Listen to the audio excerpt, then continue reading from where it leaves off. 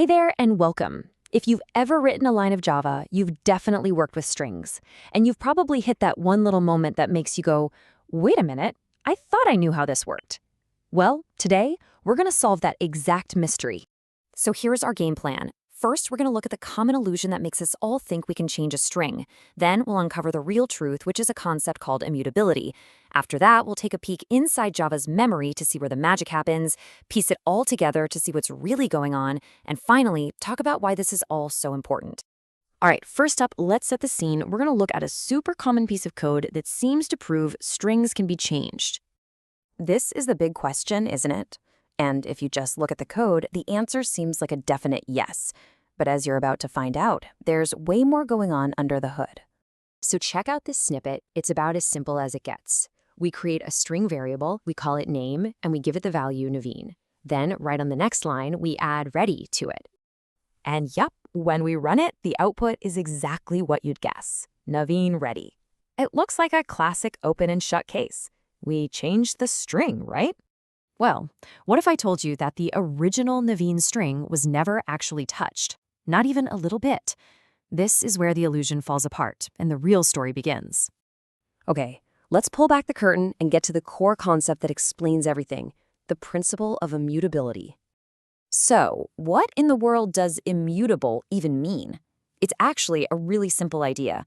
An object is immutable if, once it's created, its value, its internal state, is locked in forever. It can never, ever be changed.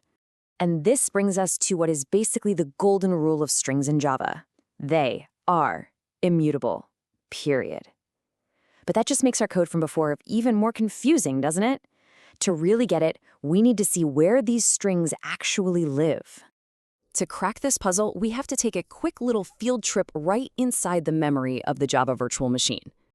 You see, the secret is all in a special, highly optimized little corner of memory called the string constant pool.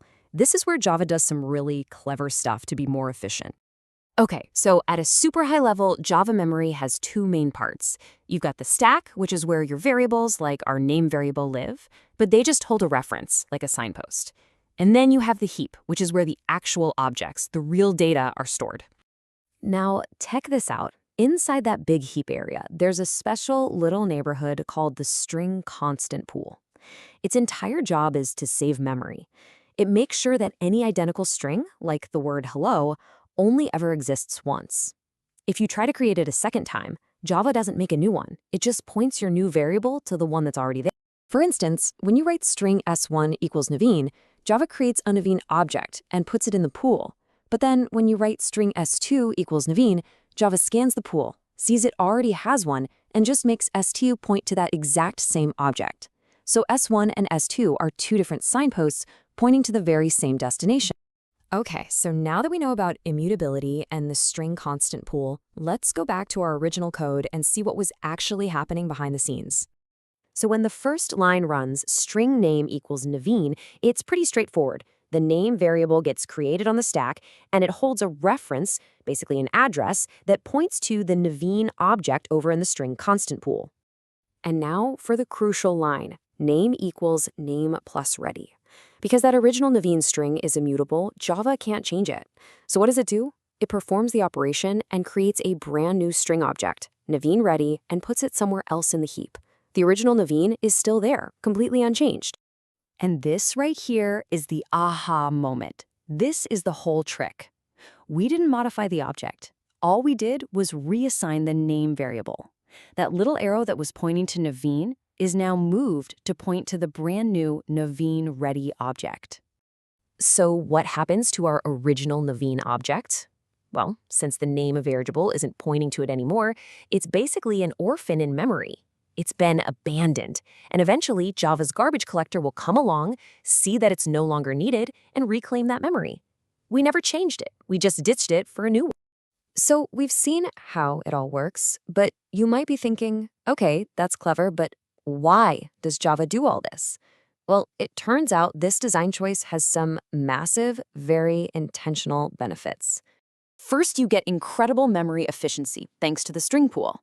Second, and this one is huge, is security. Imagine passing a user's password or a database connection URL as a string. Because it's immutable, you can be 100% certain that no other piece of code can accidentally or maliciously change it from under you. And finally, thread safety.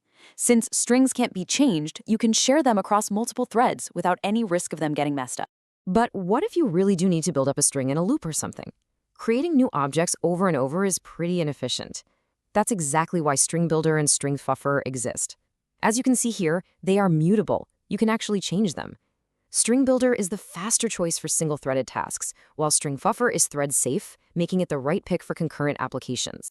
So there you have it. The mystery is solved. You're not changing strings, you're just reassigning references to new ones. The real question is, now that you're armed with this knowledge about String Builder, and String Buffer, how will you make your next Java app that much more efficient?